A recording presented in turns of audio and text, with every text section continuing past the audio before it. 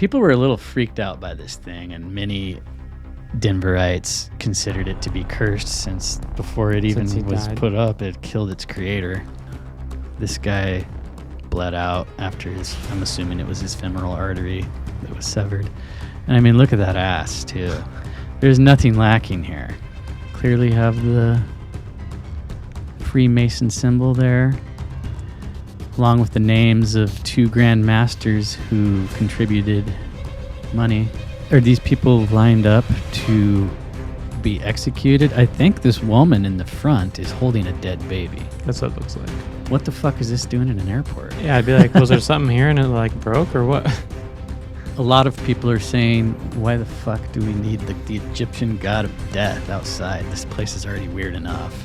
This guy might want to be coming home with you, sneaking into your luggage. And it is verified that the Denver airport has 6 levels beneath ground.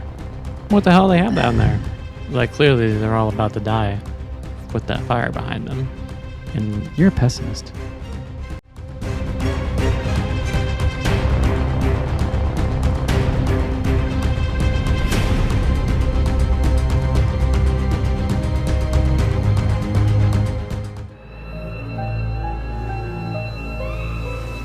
Welcome to Conspiracy Playtime Podcast. Some people actually believe that the world is run by shape-shifting alien reptiles. No fucking way. I think just the whole podcast is rated R. Will there be titty?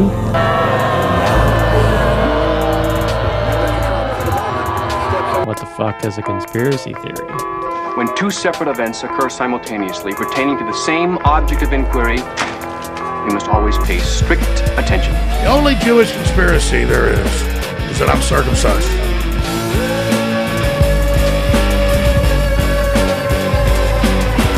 And there's this guy from the CIA and he's creeping around Laurel Canyon.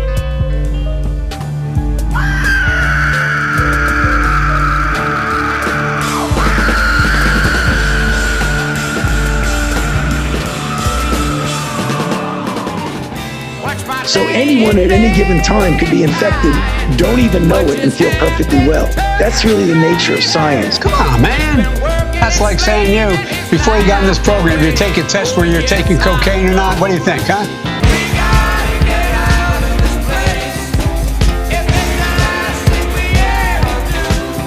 I don't think so. I don't think so. I'm not a smart man, but I know what love is. We need to get the fuck out of here!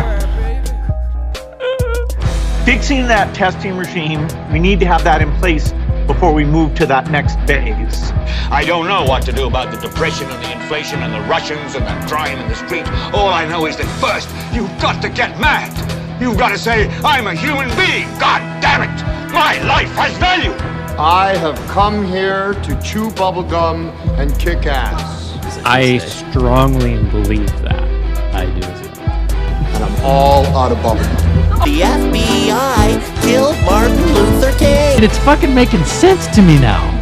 How many vaccines have you had? Have you been a good little Nazi? Hail Fauci! Hail Fauci! If our own government was responsible for the deaths of almost 100,000 people, would you really want to know? Yeah.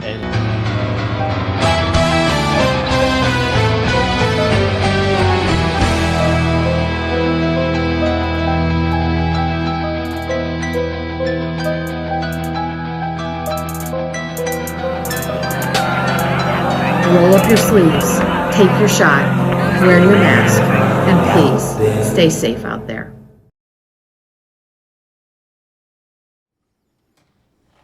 Hello, everyone. Welcome to the Conspiracy Playtime Podcast, the podcast where we explore ideas that might get you and me canceled. And in today's story time, we're learning about the Denver International Airport. But first, make sure you go to conspiracyplaytime.com and sign up for our email newsletter so that you're the first to hear about brand new episodes that we drop and get past the YouTube algorithm.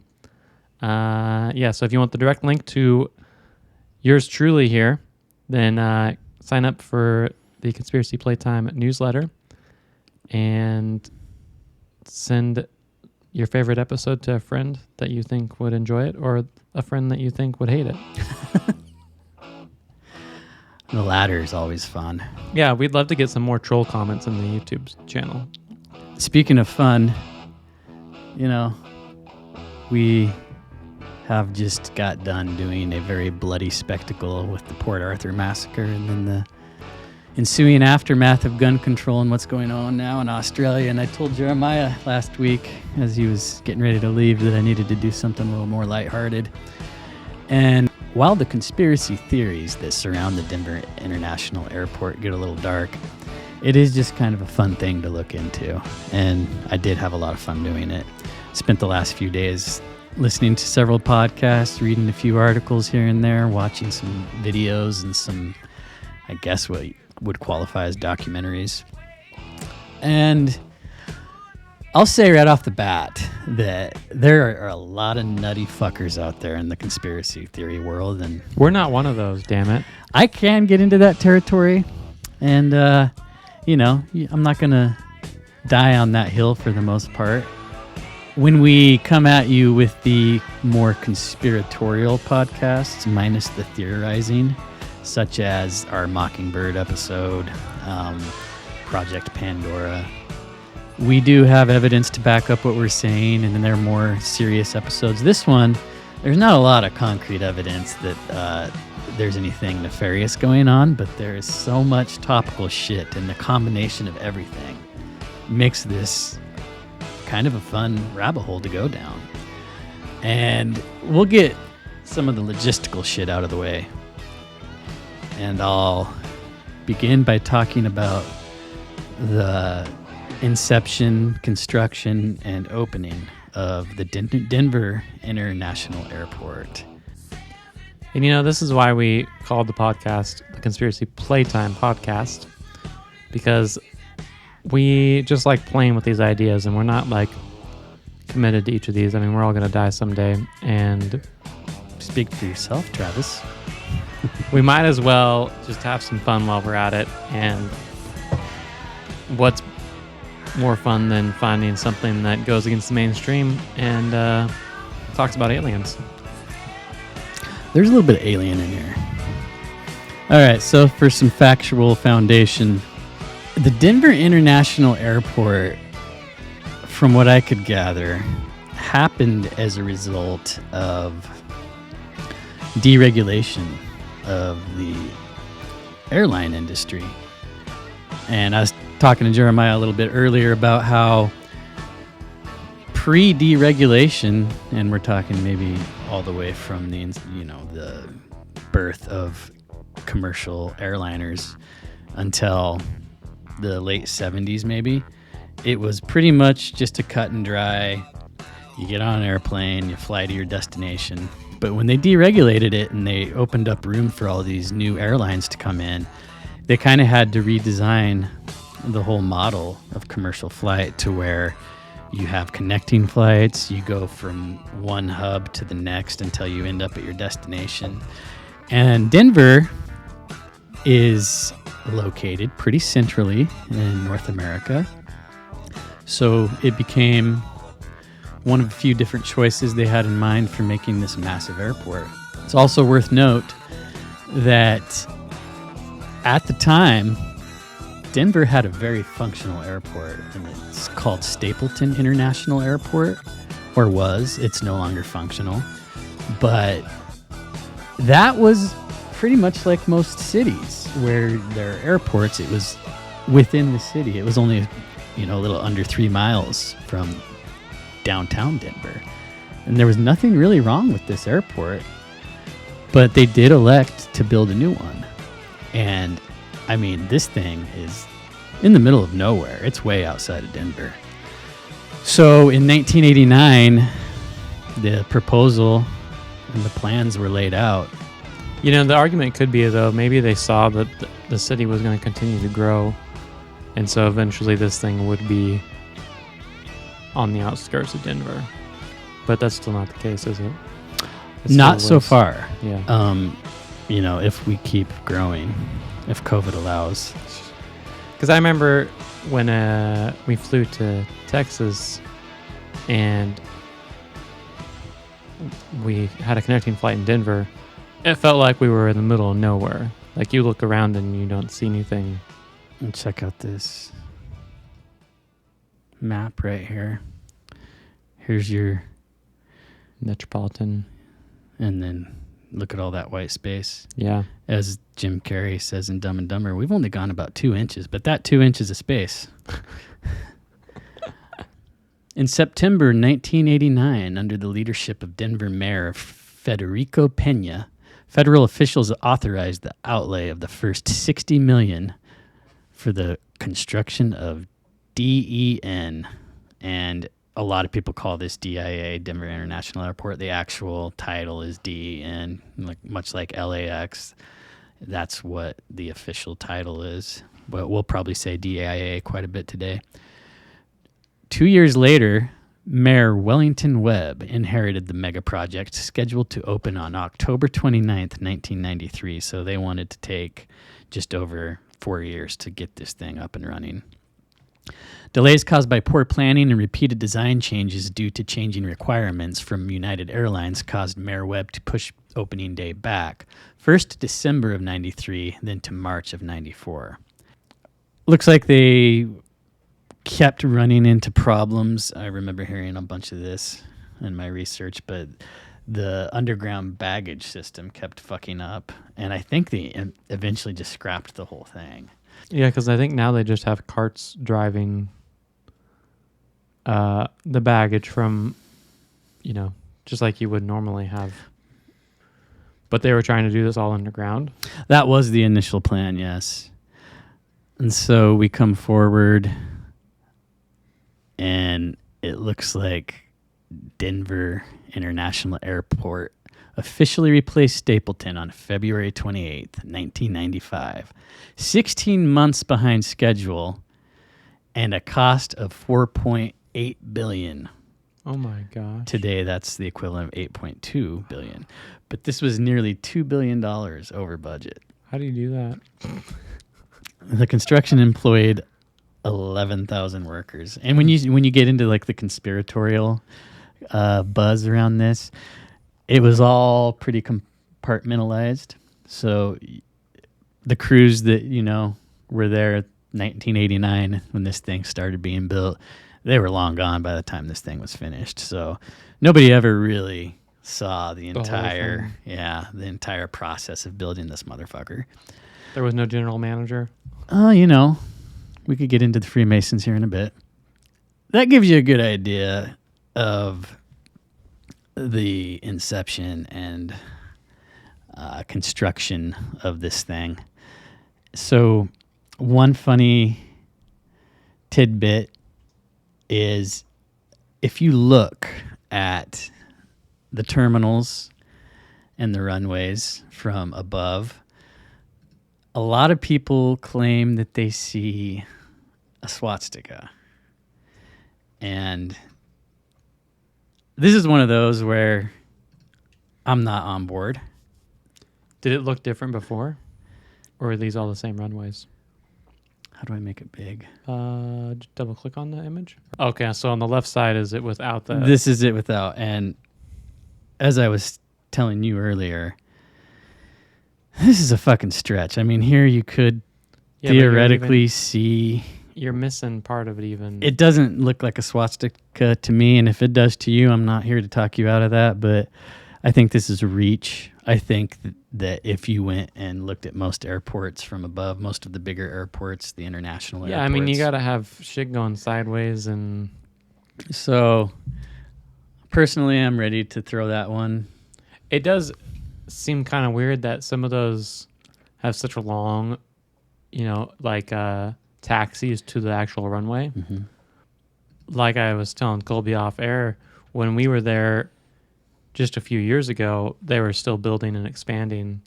So, maybe they were planning for, this allows us a buffer. Planning to finish the swastika? Maybe. I was going to say that maybe they were planning for the extension of maybe this runway, maybe this taxi is not going to be as long because the airport's going to be bigger. But I mean, the airport's already freaking huge. Mm-hmm. it does have the 6th longest runway in the world at 3 miles. A 3-mile long runway. Wow. And they do say that those bigger jets take a little bit more to get off the ground. Yeah, but not that much, in right? the mile-high climate. There's a little bit thinner up there. So that was how they talked about needing such But, a I've been long surprised. We live in a tiny little area where we got a small international airport, Medford International Airport. But I think that they're landing big planes here compared to what they used to land. They used to only land little small planes. And I thought that was just a limitation of the runway. I mean, part of it is probably also the population density. But lately I've been seeing honkers come down. I mean, the biggest planes I've ever seen land here, and I don't think that we've expanded the runway. I almost just wonder the technology's gotten better. They've been able to take off faster and land faster. I remember thinking the same thing. I mean, I live pretty much directly under the flight path for a lot of these airlines, and yeah, they're landing some monsters there. Those are some numbers I wanted to throw out there to give you an idea of the construction of this thing and the amount of money they put into it. In some accounts, the cubic yards of earth that they pulled out to build this thing, you could fit a whole other airport underneath. And there's a lot of ways they explain this away, but this will lay foundation to a lot of the more conspiratorial theories of underground bases and tunnels, which we will get into eventually in this episode. I did mention that there's just a lot of weirdness, and we're going to start by talking about the Blue Mustang that they commissioned to be put in front of the Denver International Airport. And this story is all over the place. A lot of people have mixed feelings about this. So I'm just going to read the best article that I found on it. So here's an article from April 11th, 2020, written by Cameron Bailey. Uncover Colorado. I found a few good articles here. When it comes to Denver International Airport, there are many conspiracy theories floating around. Everything from the barbed wire fence along the perimeter facing inwards, supposedly to keep hypothetical prisoners within, to the dark subliminal messaging that could be extracted from the murals painted on larger walls scattered throughout the terminals. And we'll get into those. They're a little juicy. The barbed wire's the opposite? I've heard that. That's I never verified that, but they didn't deny that here. They just kind of listed it as a theory. However, at least one of the stories that has arisen since the inception of DIA is complete fact. The story of Blue Mustang, more notably dubbed by residents as Blucifer. The same sculpture that cannot be missed by visitors to and from DIA. So this thing's sitting right outside where you're going to be coming in and leaving the airport. You can't miss it. It sits proudly in the median on Pena Boulevard. I assume that's the mayor's name, linking the airport around the city. It is most renowned for its act of patricide, and that's the murdering of a father. Oh. So, more simply put, in the process of being made, Blucifer unsuspectingly killed his maker. What? Mm-hmm. The statue was originally commissioned to be built by the city of Denver in the mid-90s when the current Denver International Airport was being established. The airport itself was thought unneeded by some, completed unreasonably over budget, and woefully behind schedule. The statue was completed behind schedule and unveiled at the airport in 2008. Whoa, that's like, what, almost 10 years? I mean, so 12 years passed? In the mid-90s is when they wanted to... the airport was already open. For 14 years. But they wanted to put this thing in there so it wasn't part of the original draw-up. They just wanted to add it. And they commissioned this artist, and his name is Luis Jimenez. He was the son of Mexican immigrants who were neon sign makers, and they migrated up here. I don't remember. I think he was living in Florida. But he's pretty renowned in like the sculpting art world. As the story goes, while Jimenez was working on his now famous Blue Mustang, his largest commissioned piece to date, and I remember hearing one account where they initially wanted it inside, and Jimenez, he had the idea of putting it outside. And as you'll see, probably because of how fucking big the thing is, it's 32 feet tall, and we're already starting to get into some Masonic connections. Mm-hmm. There's 32 levels that you can reach, that you can climb naturally in the Freemason club, but there is a 33rd degree, which is bestowed. That's not something that you can just achieve. That has to be ordained to you yes. almost. Yeah. So real quick, in Gematria, DEN, which is what the appropriate name for the airport, right? Mm-hmm. Is 23 in the English ordinal, which is the most basic. So it's a reverse of the 32 there, just for a little. Okay. Little Gematria insert. Yeah. Couldn't have an episode without a few of those. No. When he was making this thing, and he's way behind schedule, I remember, it doesn't say so in this article, but there was lawsuits. They were getting a little tired of this guy procrastinating and missing deadlines. And like all good contractors. Yeah. So there's quotes from him saying, I'm not as young as I used to be. I can't necessarily skip 3 How nights old of was sleep. So when he died, I think he was in his 60s. But he was older. He wasn't a young man. Yeah. So as the story goes, he was hoisting up a piece, and I think it was the head. Now, this thing all put together weighs 9,000 pounds. Wow. So he's hoisting up the head, and the little wheel on the pulley breaks, and it falls on him and severs an artery in his leg, and he bleeds out right there on the floor of his art studio. So people that he was teaching and his family, they ended up finishing the thing. And it doesn't end up going up until sometime in 2011. It's just a creepy fucking sculpture. It's got glowing red eyes. It's very anatomically correct. It's reared up on its hind legs. Many people out there claim that it is one of the 4 horses of the apocalypse. Oh. And we want to talk about anatomically correct. I mean, you look at this thing and the realism of the arteries. This guy bled out after I'm assuming it was his femoral artery that was severed. And I mean, look at that ass too. There's nothing lacking here. He's even got balls and a dick. I mean, people were a little the ribs cage too. You can clearly see rib cage as well. People were a little freaked out by this thing, and many Denverites considered it to be cursed since before it even was put up, it killed its creator. Yeah. And many people consider it a tribute to this man. And I mean, the value of this thing, of course, after his death. Oh, sure. So who knows if maybe his family and his students possibly leveraged more. The Denverites dubbed this Blucifer, which it is. Oh, but I just saw something. So he made an 8-foot statue earlier. Right there.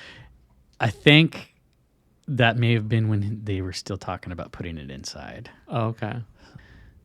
Initially, they wanted these tent structures to represent native teepees, but then maybe a bunch of pre-woke people, a little ahead of their time, decided that would be offensive to the native people, and I could see that.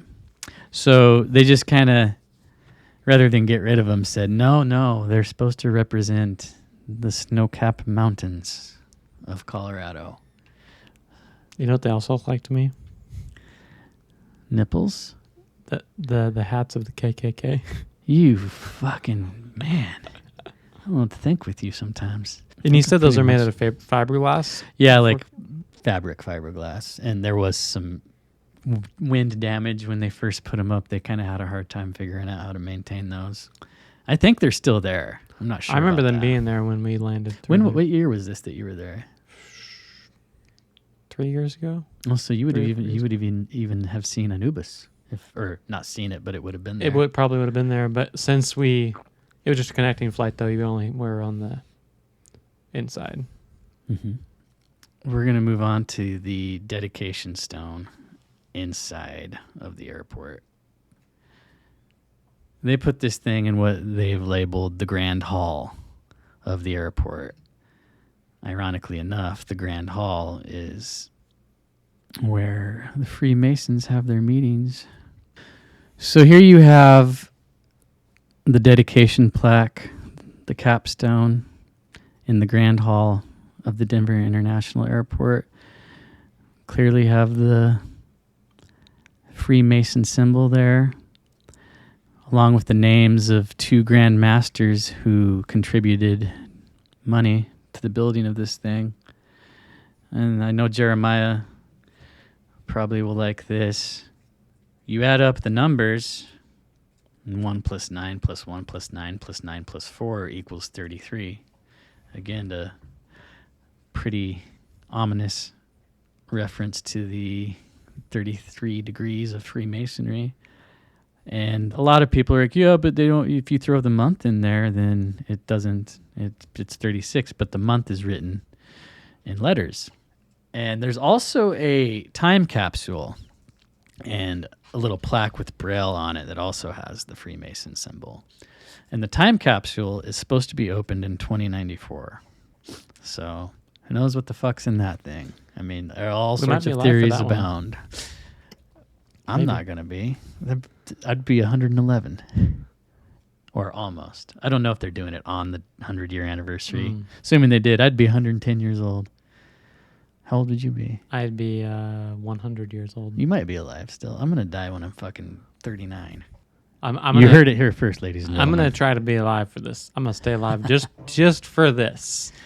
I'm going to be 105 days old. We knew that there was a reason Jeremiah went vegan, and now here it is.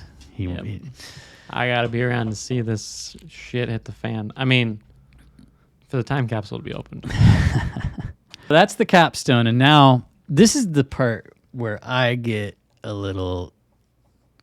I'm buying into some of this shit, and we're going to look into the art pieces, the various art pieces within and around the Denver International Airport.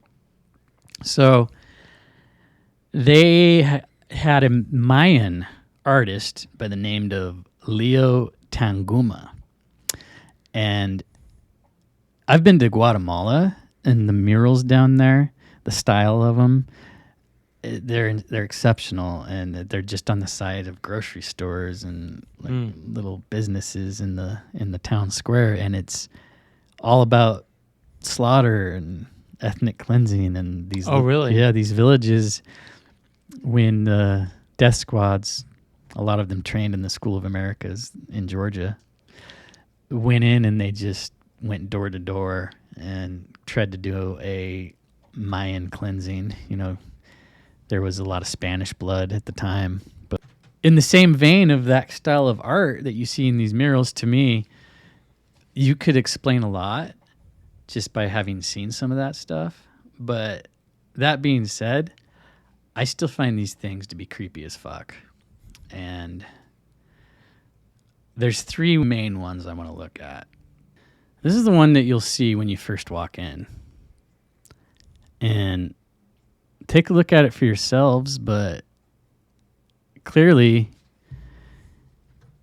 there is some kind of genocide going on here, some kind of apocalyptic destruction. If you look at the figure, to me it looks like a combination of Japanese with the coat, a little Nazi with the helmet or the hat, and then you get the saber, which he's jamming up a dove's ass, which is the dove, a symbol of peace in Christian mythology. And the saber, a lot of people have drawn parallels to this representing the Middle Eastern Muslim fate. So you have a villain here. He's a combination of all the big boogeymen of empirical history, minus the United States, conveniently enough. I don't know what kind of gun he's holding there. It's got a bayonet. I know, clip. right? It's got an extended magazine. Yeah, I mean, not many people carry a bayonet on their weapon anymore. I find it interesting also that you got the rainbow coming in, and then suddenly it looks like his sword is in like the wake of that. I don't know. It's kind of weird the way that it swoops around there.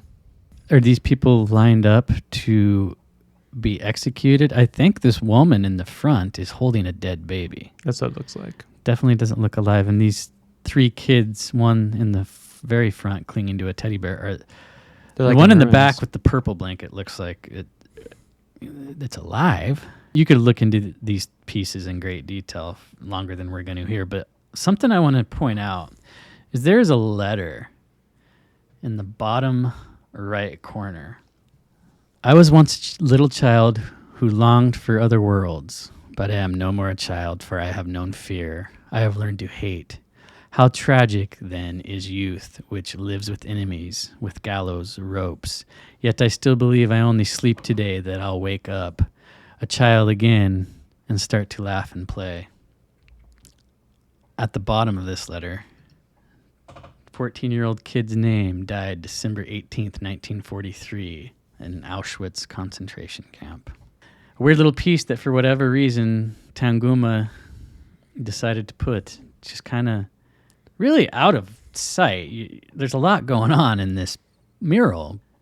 Okay, so that's the first one. And then the title of that one I kept finding was Order Out of Chaos or Order of Chaos. Oh, fitting, huh? Now we're going to go on to one called In Peace and Harmony with Nature. Oh, that sounds like the Georgia Guidestones right there.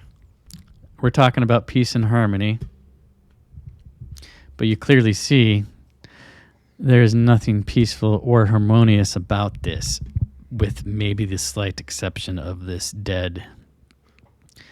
Is that a cheetah or a leopard? Leopards have spots, right? Cheetahs, or I don't know. It looks like a cheetah. Whatever one it is, it's dead. Dude, everything's dead in there. We're talking about flowers growing out of it.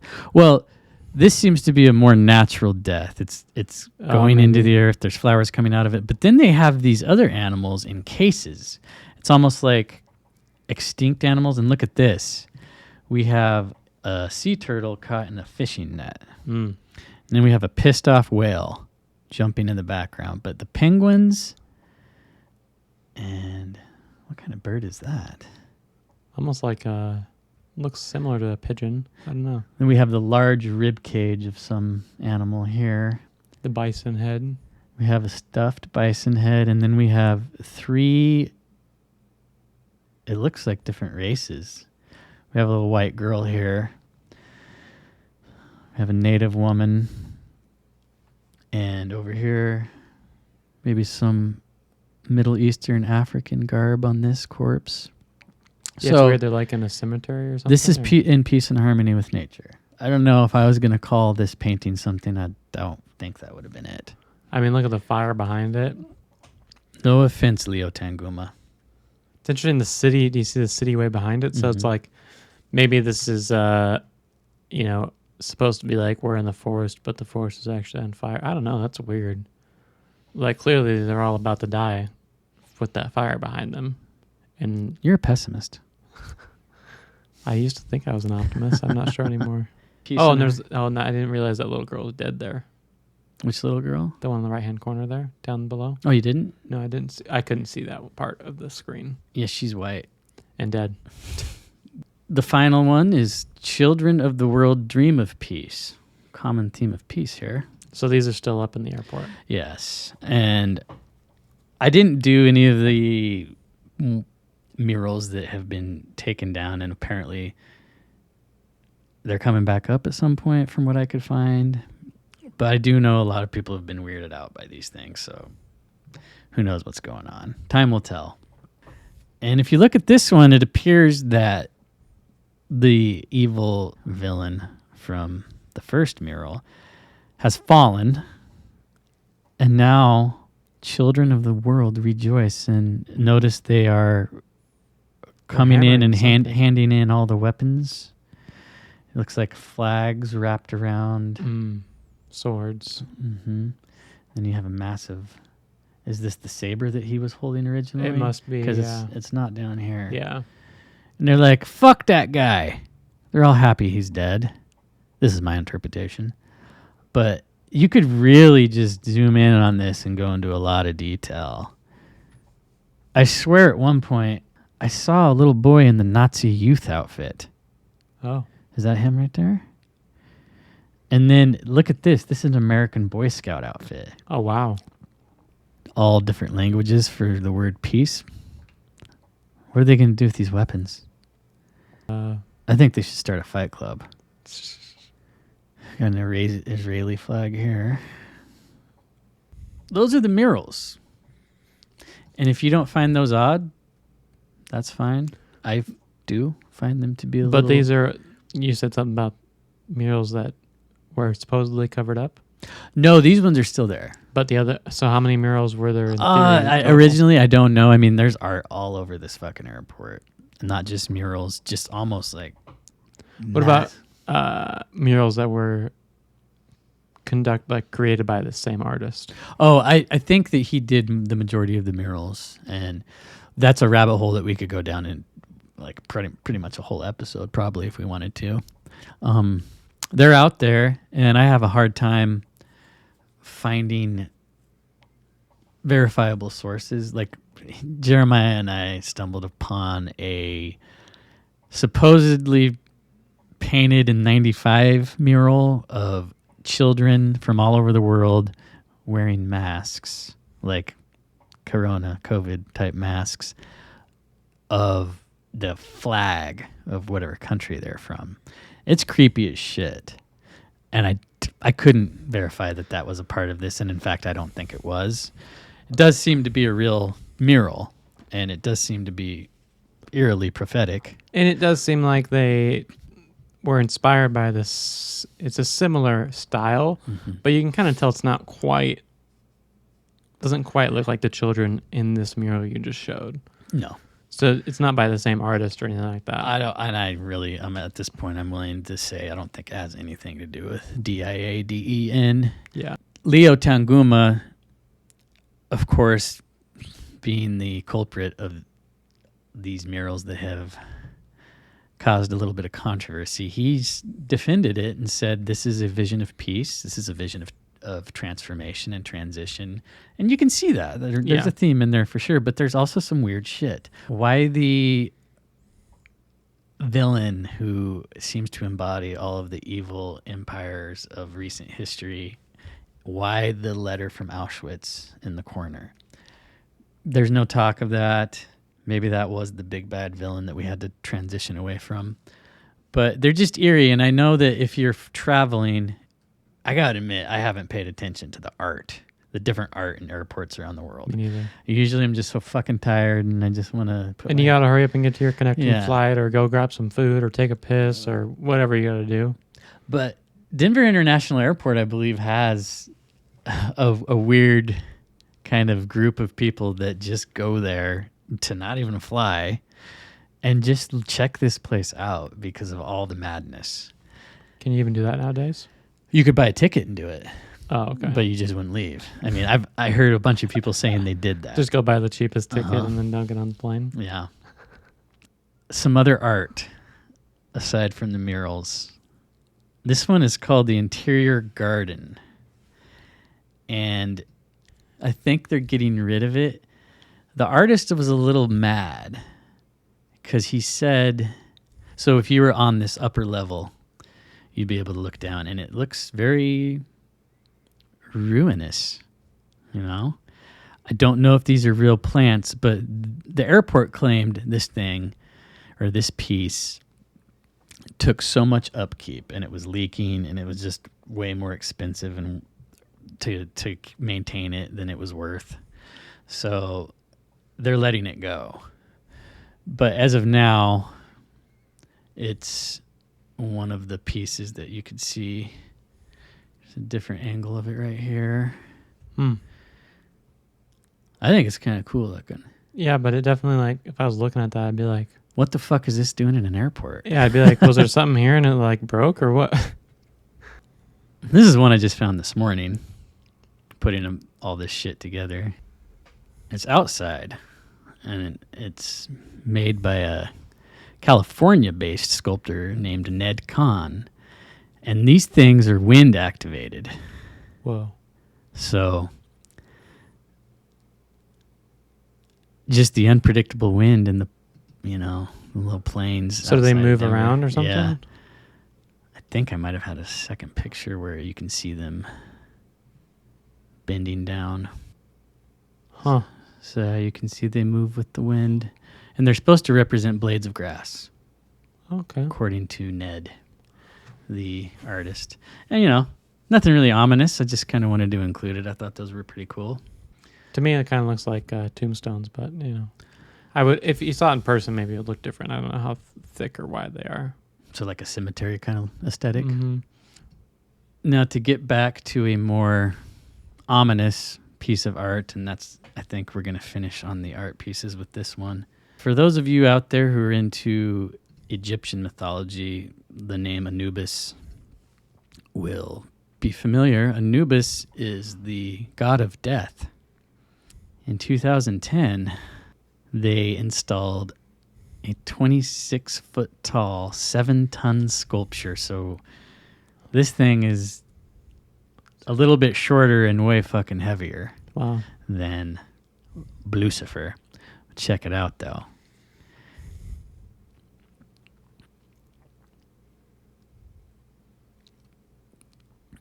How tall did you say it was? 26.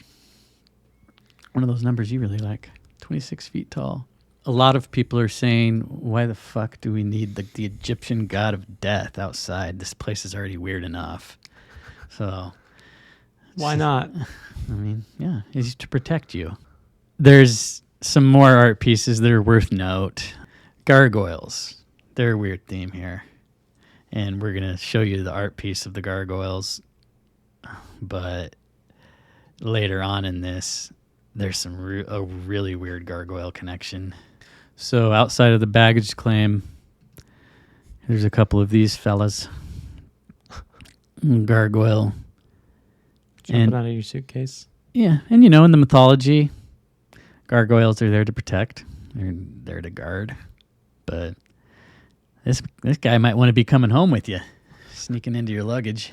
So now we're going to get into Nutty Land. And it is verified that the Denver airport has 6 levels beneath ground. What the hell do they have down there? When I went into La Conspiracyville, which you do get into that when you start researching this topic, there's people that are just convinced there's alien bases under there. I'd like to just do a whole episode on this theorized network of tunnels called Dreamland. Ooh. There are a few notable sites within tunnel distance, like you could really see it. I don't know if I'm fully on board with everything being connected underground. It's theorized that the airport through underground tunnels is linked to Colorado Springs, Dulce, and Dulce is the one where so many people believe there's just layers and layers, and each layer that you go down is like a different race of aliens. That one would be a fun one to look into. Wow. Los Alamos is also in there as something, but that could maybe be connected. But I got into this map. I mean, it's not totally ludicrous because we have like the cartel tunnels going from Mexico to frickin' California. And well, look. Oh, yeah, there you go. I mean, fella could sit here, or a fellette. Is a fellette a female fella? I think fellette means sucking dick. Fellatio. So if you take a long time and just kind of look at this, it's pretty fun. And I mean, this is just base level conspiracy theory when it comes to underground tunnels. But you see here, we have. It's basically the hub. It would be Denver International Airport. Kind of looks like a constellation. It does. It's the retarded monkey. I was thinking like some, almost looks like the Big Dipper, along with some other ones off of it. Oh, yeah, I can see that. Oh. Yeah. Yeah. I feel like I'm in the planetarium. One of the funny things about the Denver International Airport is how throughout the years they've kind of just started leaning into this shit. Whoever does their PR realized they should just lean into it. And I mean, no press is bad press, exactly. Right? So first I'm going to show you a few big pictures that you can see when you're walking around in the Denver International Airport. If you want to look at all of them, they're online, but Google it. DuckDuckGo it. This is actually something on the wall. What are we doing? Adding amazing new bars and restaurants? Building an Illuminati headquarters? Remodeling the lizard people's lair? Learn the truth at dnfiles.com. Oh, so maybe it's supposed to be like, is it a multiple choice question, or is it like we're doing A, B, and C? Or it's like, which one is it? I mean, obviously they're probably always adding new restaurants and bars, but people see this stuff under construction, and that's one that's pretty funny. Here's another one.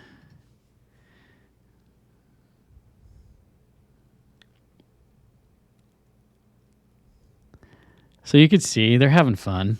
There was an interview with a reporter from the Denver Post named John Wenzel, and he moved into Denver a couple decades ago, and he's just had a lot of fun kind of covering the topic of the Denver International Airport and all the fun theories that surround it.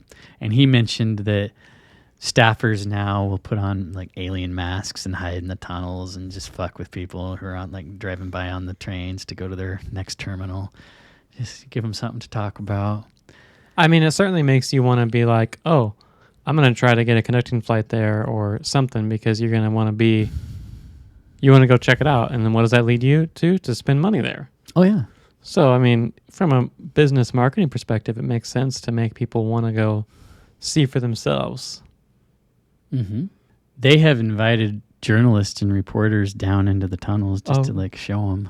Nice. Like, hey, nothing to see here. See, I mean, we talked about there being 6 levels. How many levels down do they take the actual reporters? Yeah. And this is one thing I wanted to show you, because this is crazy, dude. If this is just a coincidence, I'm blown away. Have you seen Close Encounters of the Third Kind? No. In the movie Close Encounters of the Third Kind, there's a scene where the aliens give the people coordinates where they want to meet with them. Oh. And it's a place called Devil's Tower, which is a real place not too far northwest of the Denver International Airport, which didn't exist back when this movie was made. Come in. Are you reading me? I got an urgent piece of information pertaining to the Denver International Airport. A lot of Illuminati and conspiracy theorist sort of enriched information you do not want to miss. I think you're forgetting about it. I can't hear you, so I'm just going to send the information on. I know that you're well versed in lots of movies, Jacob, and you watch a lot of movies, and you know all the trivia and all the actors' names and everything. We all know that's a strong point with you.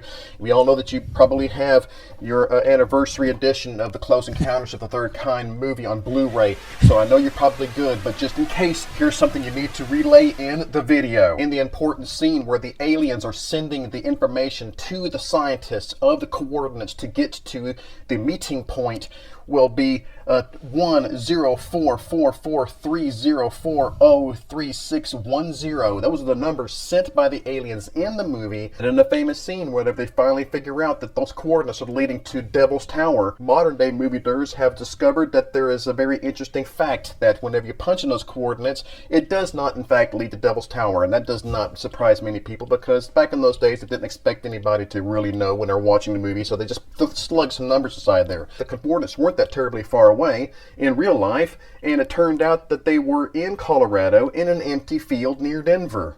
But guess what was built in those coordinates 16 years later? The Denver International Airport. The Denver International Airport was built on the phony coordinates used in Close Encounters of the Third Kind that was supposed to be indicating where the Devil's Tower was, where the aliens are going to come meet humans for the first time. Think about that for a minute. I want to make sure that you had that very important bit of information.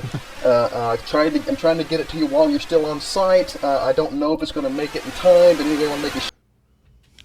I like his overlays he's got there. So maybe the Devil's Tower is actually underground? Well, I think Devil's Tower is a real place. But maybe there's another Devil's Tower. I mean, I don't know. Be honest with me for a second. Is that intentional? This is Steven Spielberg we're talking about. Oh, that's who wrote this. No, that's who directed this movie. Yeah. I don't think that he would just put some random coordinates in there. Right? Well, even if they were random, they ended up not being random a few years later. Right. I'm going to get back to the topic of leaning into the conspiracies. This is something that you can find on the United Airlines YouTube page. The footage you're about to see has been hidden from public view until now. This archival footage exposes some of the weirdest and most frightening theories about Denver International Airport. From demonic horses to aliens, feast your eyes, if you dare. Since opening in 1995, some people have come up with wild, emphasis on wild, conspiracy theories about the airport that are unheard of and unfounded. Exactly. Have you heard about the horse? Everyone coming into the airport has to pass by this, a demonic blue horse with glowing fiery eyes. Is it a curse? Who knows? Actually, it's a Mustang. And it's meant to represent Denver as a gateway to the American West. Have a look at this. This artwork is located on the Concourse train station. So tell me that it doesn't look like post-apocalyptic ruins. Where are people getting these ideas? The internet. Denver International Airport's public art program dedicates 1% of every construction project budget that goes directly to art, which leads to some really interesting art. There are over 40 installations that people really seem to enjoy. But there are so many other signs that fuel these conspiracy theories. Like, take a look at this. New World Airport Commission. Who are they? I've heard that that's a moniker for the Illuminati. The New World Airport Commission is a completely made-up name. When we opened in 1995, we were a new type of global airport, but that group never existed. All right, so what about this one? AUAG. AUAG. Australian Antigen. The rumored poison of choice for the Illuminati. No. We're in Colorado. Look around. Colorado's a mining state. That's a mining cart. AU is the atomic symbol for gold, and AG is for silver. But what about the tunnels? You want to go see the tunnels? Let's go see the tunnels. See, these tunnels underneath the airport are used to hold secret meetings for aliens and lizard people. Wait, is that a baggage cart? Yes, that's a baggage cart. It's not so fancy down here, is it? There are more than 1,000 people who work down here in the tunnels. So what are you saying then? That all of this weird phenomena isn't related to some huge conspiracy? Yes, that's exactly what I've been saying this entire time. Huh. So whether you choose to believe or love to debunk, next time you're at Denver International Airport, feel free to explore. Wait, no! Interview's over! Interview's over! And the Academy Award goes to... Those two right there. I'm glad we watched that video because there's one thing I wanted to cover real quick. The New World Airport Commission. Yeah. Of course, a lot of people's minds go to the New World Order. It's just very strange because that is not a thing that exists to this day. And apparently they just threw it together to unveil this Denver International Airport. But there is a man by the name of Heath Montgomery. He's some sort of spokesman. Here's what he had to say about the capstone. Capstone was part of a pre-opening festivities. It's a time capsule that's sealed with 2 pieces of granite that the Masons made. Unfortunately, people connect the Freemasons with the Illuminati and secret societies and all of that stuff. Weird. We do have 2 Masonic symbols on here because the Masons actually made this for us. It's not uncommon to have the Masons be a part of a large public facilities openings like an airport. No, because they opened everything. He continues. The other thing that doesn't help us is that the inscription on the stone says New World Airport Commission, and people rightly say that doesn't exist. Well, that's because it doesn't exist, but it did exist in 1994. It was a group that was celebrating the opening of the airport. It's written a little wonky.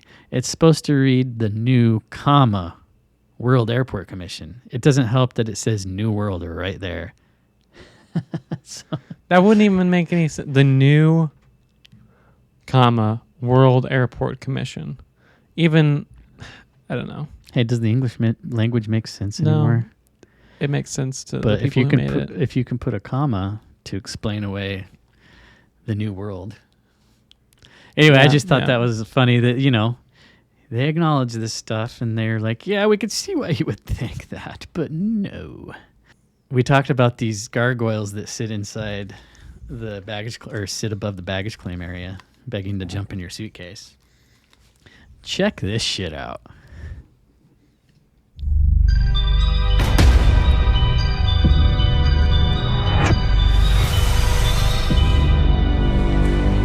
That's a little too close for comfort, lady. Oh, damn. What, you never seen a talking gargoyle before? Welcome to Illuminati headquarters. I mean, Denver International Airport. This is awesome. Hello? Do I know you? Are you hungry? Oh, I'm starving. You got anything for me? Those flowers look delicious. Oh, my God. Oh, it's because of the conspiracy. Oh, it's because of the conspiracy. Look at me. I'm a little know-it-all. Will you get back over here? I got a question about this conspiracy. Did you have to buy an extra seat for your hat, sir? Sir, are you stealing a desk? Sir, you have resting, confused face. Do you have a favorite animal or pet? A caterpillar. A caterpillar? Wouldn't you rather have a gargoyle? No! Yes! You can actually put the phone down and have a conversation with me. But no, I'm a millennial. I've got to post it. I've got to snap face it and Twitter book it. Excuse me, miss, I've got a stain that needs some polishing. Can I borrow your cleaning cart? Oh, no. I need your help. Guess what my favorite food is? What? No, I want you to guess. Cumin? Cumin. Yes, I love cumin. I said human. Oh, I thought you said cumin. I'm a real big spice guy. Furry hat guy. I can't believe you are wearing one of my friends. Hey, this isn't your friend. It used to be until you put it on your head, man. How old are you? Well, 243 years old now. I look good for my age, don't I? Yeah, work out? All the time. You should see my squats.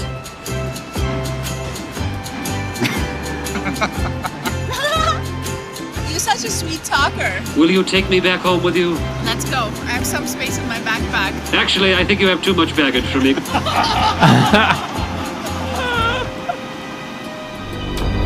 Where's the camera out on that guy? What's that? Where's the camera out on him? Oh, I don't know, man. And where is this? A guy's like fucking full-time job? He just sits. He's in paid there? to do that. I mean, I assume he's sitting inside some kind of control room. Yeah, that's what I would think too. I mean, it's crazy. All right, ladies and gentlemen, we're gonna finish out with some weird shit. Phil Schneider. He's a fellow whose name I've come across before. I mean, he claimed to have been in like gunfights with aliens and had lost fingers and stuff. Oh. He's dead now. DIAconspiracyfiles.com. Secret. Alex Christopher photos from beneath Denver International Airport.